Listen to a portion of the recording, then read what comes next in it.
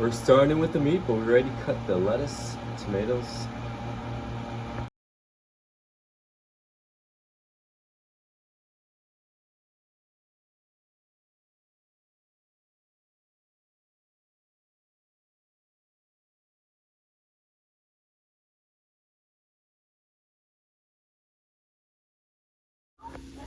So I drained the fat out already.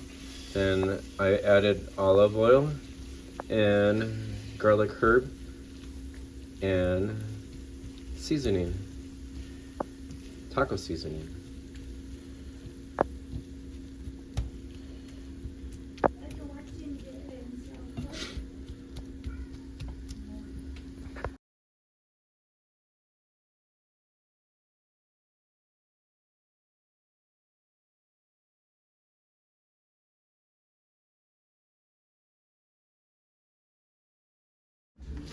Voila!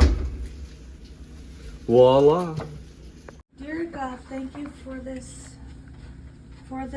food. Make it nourishment to our bodies. I hope tomorrow is a great day and we have sunshine and spring is here, and I hope that everyone enjoys their supper. Amen. Amen.